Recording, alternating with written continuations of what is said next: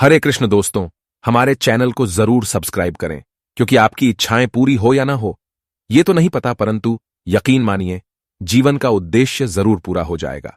Gita press के कर्णधार महान वैरागी संत स्वामी राम सुखदास जी महाराज गीता का खास लक्ष्य प्रकट करते हुए कहते हैं, गीता किसी वाद को लेकर नहीं चली है, अर्थात द्वैत, अद्वैत, विशिष्टाद्वैत, द्वैताद्वैत, विशुद्धाद्वैत, अचिंत्य भेदाभेद आदि किसी भी वाद को, किसी एक संप्रदाय के किसी एक सिद्धांत को लेकर नहीं चली है। गीता का मुख्य लक्ष्य यह है कि मनुष्य किसी भी वाद, मत, सिद्धांत को मानने वाला क्यों ना हो, उसका प्रत्येक परिस्थिति में कल्याण हो जाए, वह किसी भी परिस्थिति में परमात्म प्राप्ति से वंचित न रहे, क्योंकि जीव मात्र का मनुष्य योनि में जन्म केवल अपने कल्याण के लिए ही हुआ है।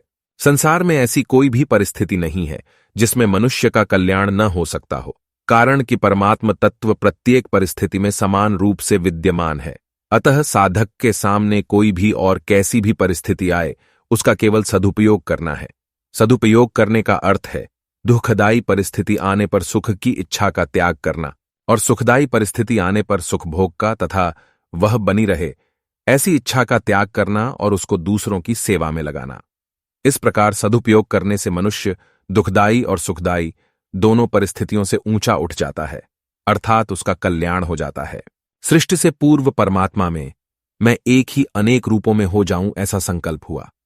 इस संकल्प से एक ही परमात्मा प्रेम वृद्धि की लीला के लिए, प्रेम का आदान प्रदान करने के लिए स्वयं ही श्री कृष्ण और श्री राधा इन दो रूपों में प्रकट हो गए।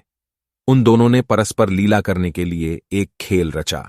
उस खेल के लिए प्रभु के संकल्प से अनंत जीवों की, जो कि अनादिकाल से थे, और खेल के पदार्थों शरीरादि की सृष्टि हुई। खेल तभी होता है जब दोनों तरफ के खिलाड़ी स्वतंत्र हों, इसलिए भगवान ने जीवों को स्वतंत्रता प्रदान की।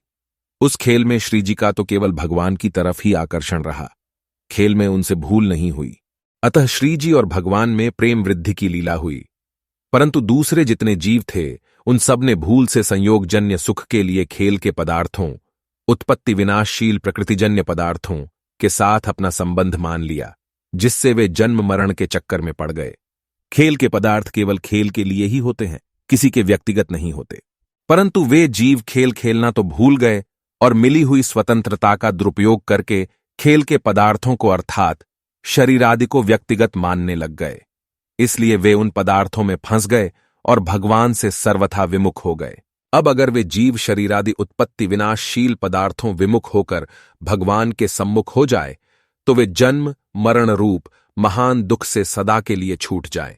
अतः जीव संसार से विमुख होकर भगवान के सम्मुख हो जाए और भगवान के साथ अपने नित्य योग, नित्य संबंध को पहचान लें।